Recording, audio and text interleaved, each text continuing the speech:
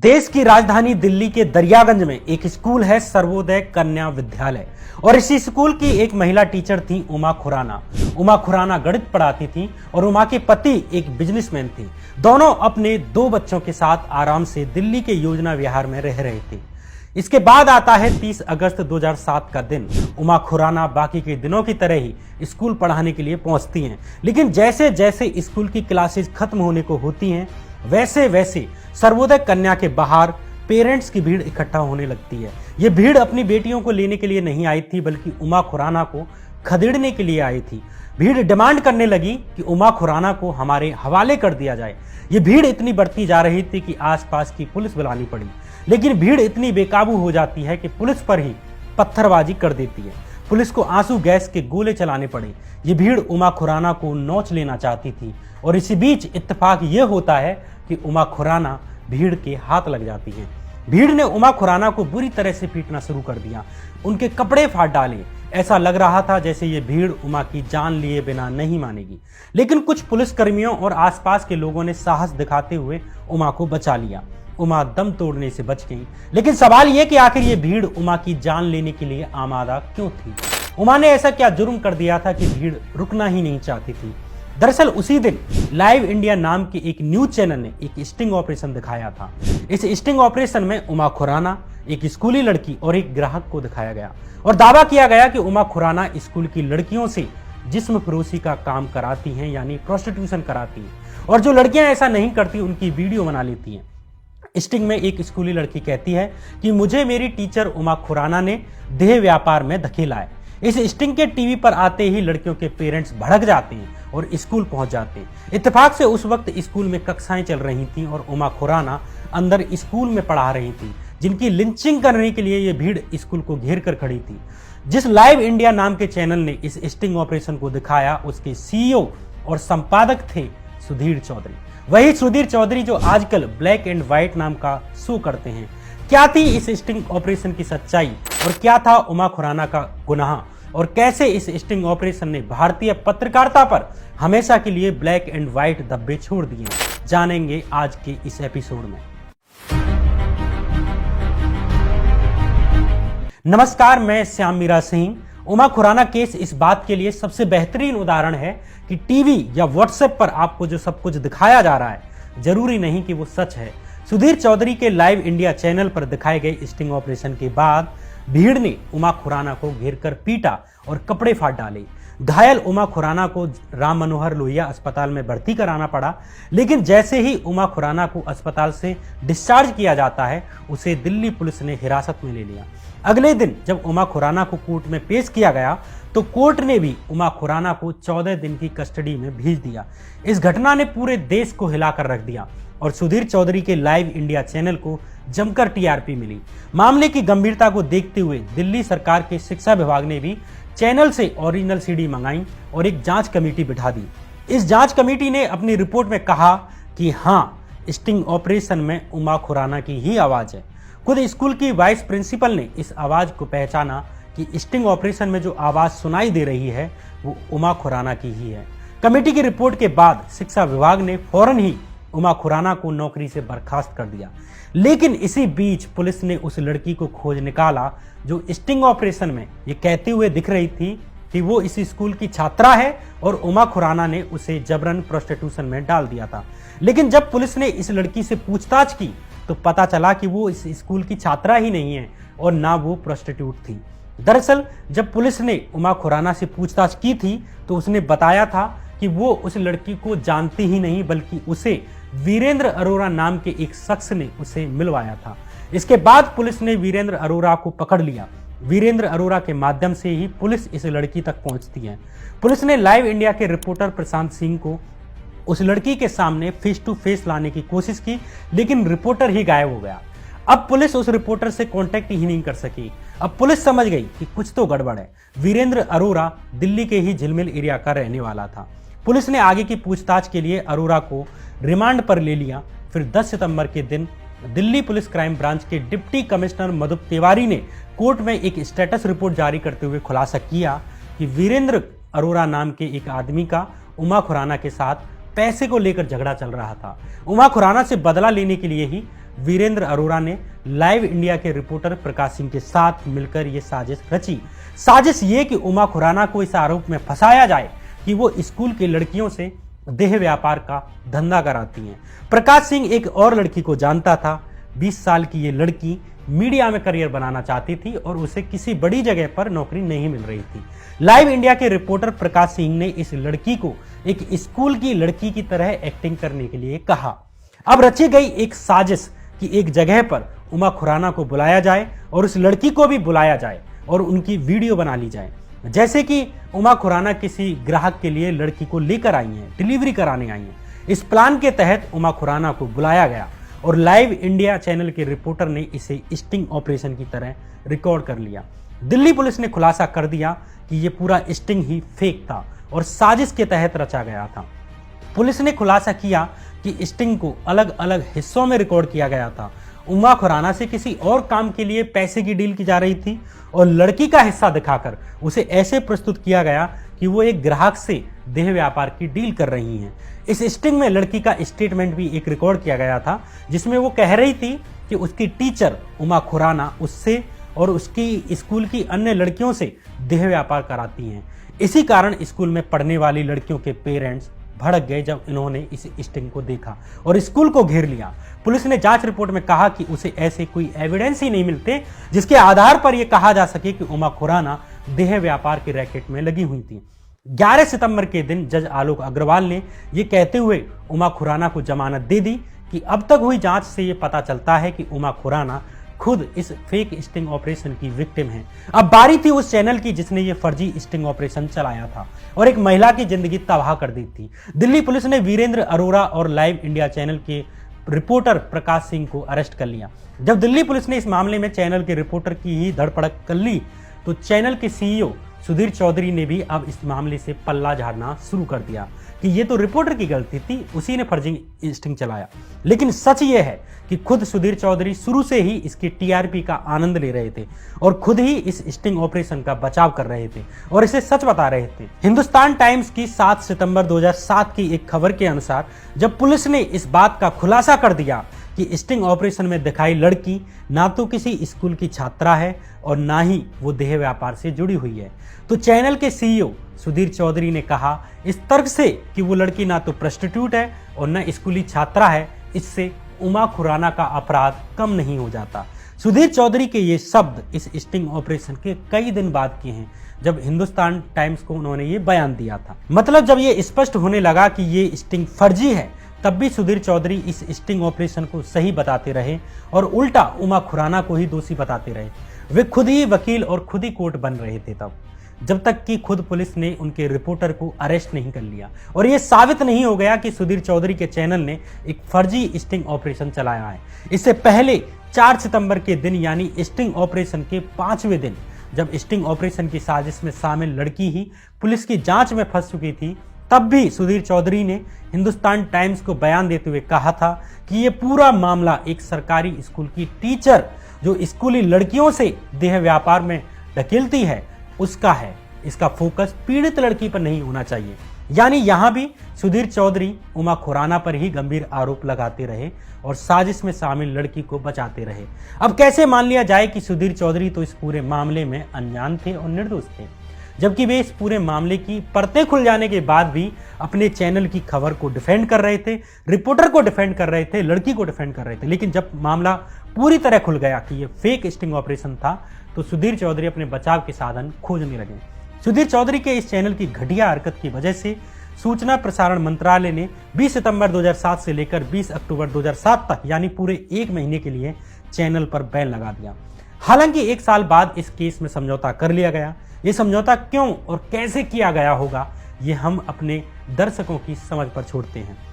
अक्टूबर 2008 में उमा खुराना ने कोर्ट में कह दिया कि वे केस वापस ले रही हैं और उन्होंने चैनल और सुधीर चौधरी से ये मामला सेटल कर लिया है। भले ही इस मामले में लास्ट में समझौता कर लिया गया, चाहे इसके पीछे जो भी कारण रहे हों, लेकिन सुधीर चौधरी के ही शब्दों में कहूं तो भले ही उमा खुराना ने इस मामले को किन्हीं कारणों से वापस ले लिया हो, लेकिन इससे सुधीर चौधरी और उनके चैनल का अपराध कम नहीं हो जाता। टीआरपी के लिए जिस तरह स्टिंग ऑपरेशन को टीवी पर चलाने में जो जल्दबाजी की गई, उसके लिए तो कम से कम सुधीर चौधरी ही जिम्मेदार थे। क्योंकि वे ही चैनल के संपादक थे और वे ही सीईओ थे। इसलिए बिना उनकी अनुमति के टीवी पर इतना सेंसिटिव स्टिंग ऑपरेशन चलाया गया होगा, इसे माना ही नहीं जा सकता। कम से कम वे लोग इस बात को अच्छे से जानते हैं जिन्होंने टीवी मीडिया के अंदर काम किया है। इस फेक स्टिंग ऑपरेशन के आते ही उमा खुराना की जान पर बनाई।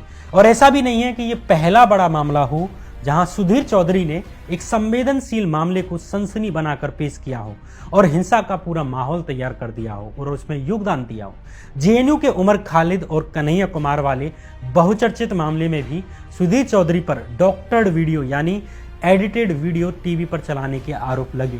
जेएनयू पर जी न्यूज और सुधीर चौधरी की रिपोर्टिंग को सनसनीखेज बताकर इस बात को सिर्फ ऊपरी तौर पर खत्म करना नहीं चाहता, बल्कि आज न्यूज रूम के अंदर की कहानी बताएंगे ताकि आप जान सकें कि न्यूज रूम के अंदर कैसे वीडियो एडिट कर करके चलाया जाता है, जिससे आपके अंदर सामने वाले की छवि ऐसे बने कि आपके अंदर खून खौल जाए।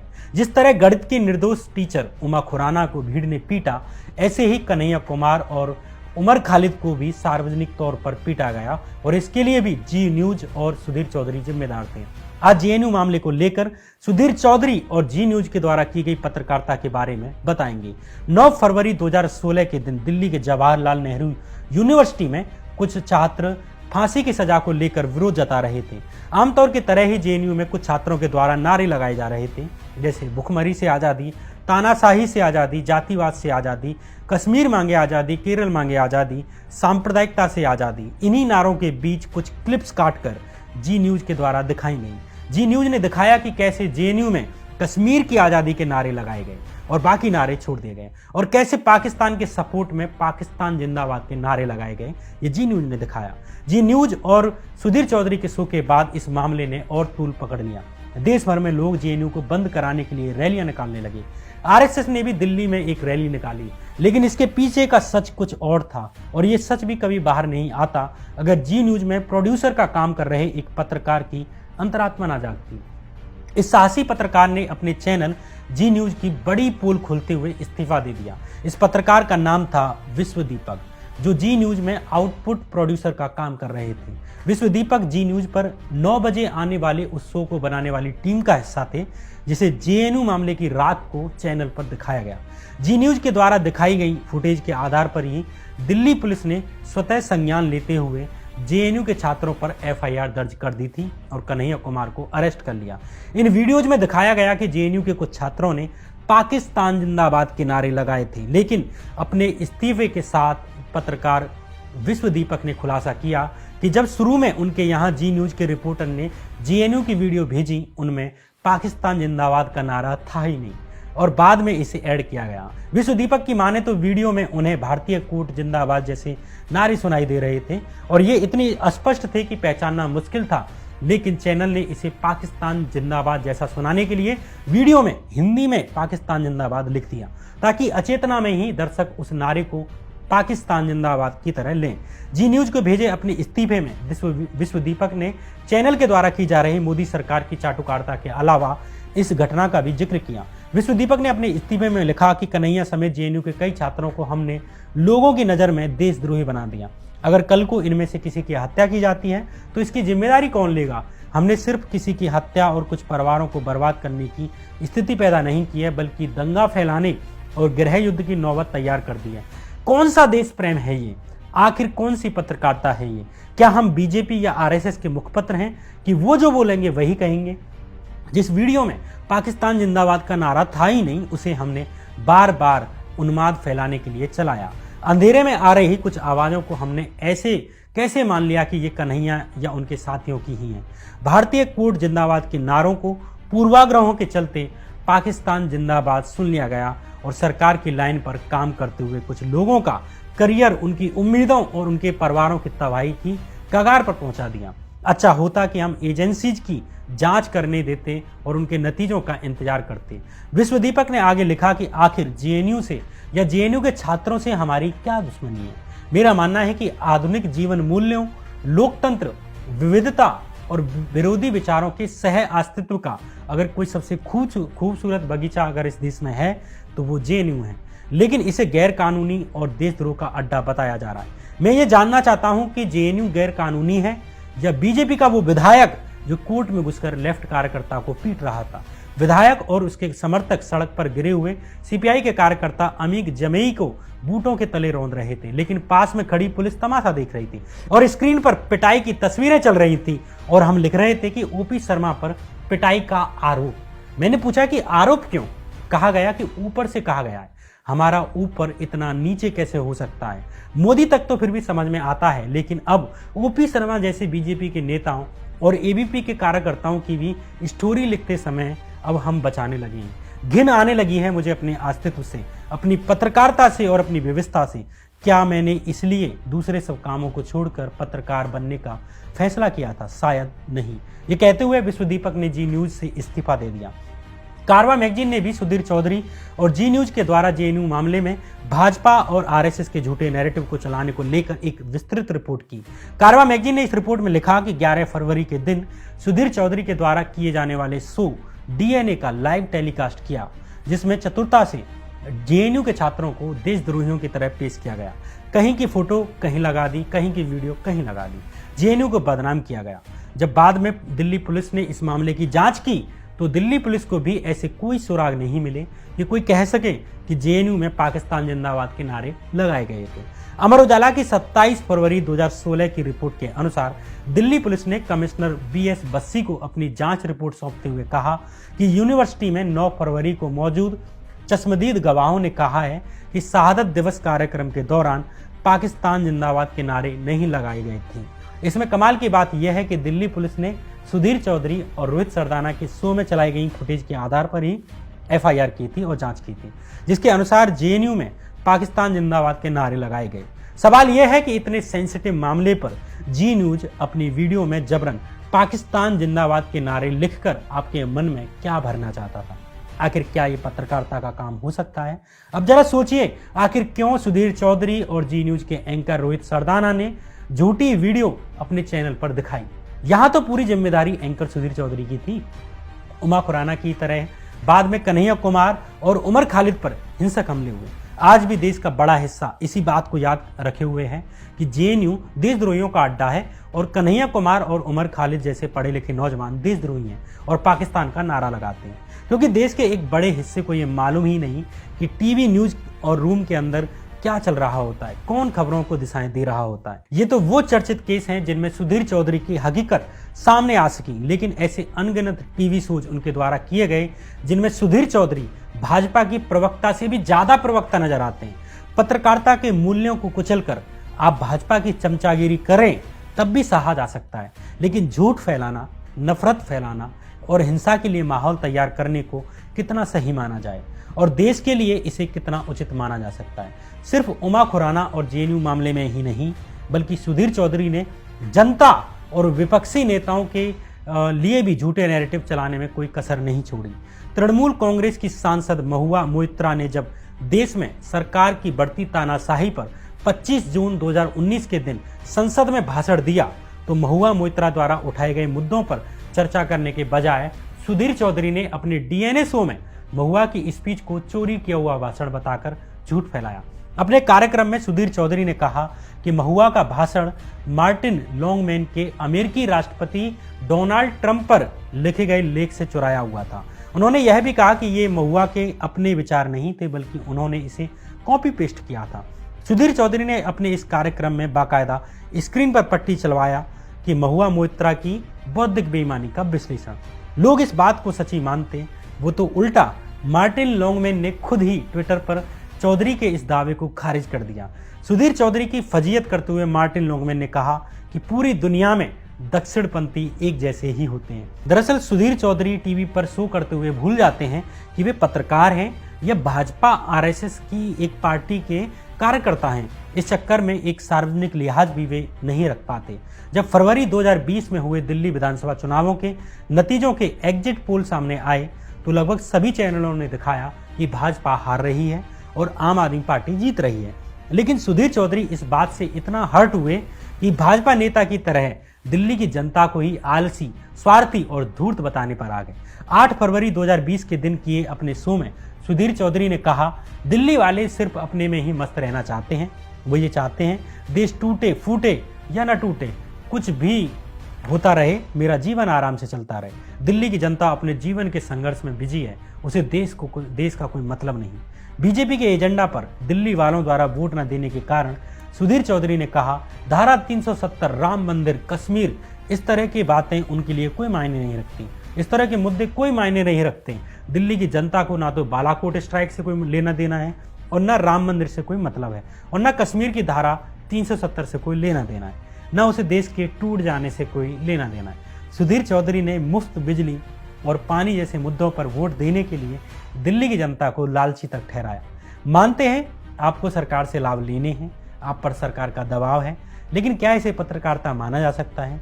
ये कैसे पत्रकार हैं कि रोटी और कपड़ा, बिजली, पानी, शिक्षा पर वोट डालने पर जनता को ही सुना रहे हैं और मंदिर, मस्जिद और युद्ध पर वोट डलवाना चाहते हैं? सुधीर चौधरी का इतिहास टीआरपी के लिए फर्जिंग स्टिंग करने और एक महिला की जिंदगी बर्बाद करने, जेएनयू जैसी यूनिवर्सिटी के खिलाफ हिंसक माहौल तैयार करने और विपक्षी नेताओं को टारगेट करने भर का नहीं है, बल्कि उद्योगपतियों से खबर न दिखाने के बदले करोड़ों रुपए की उगाही करने का भी है।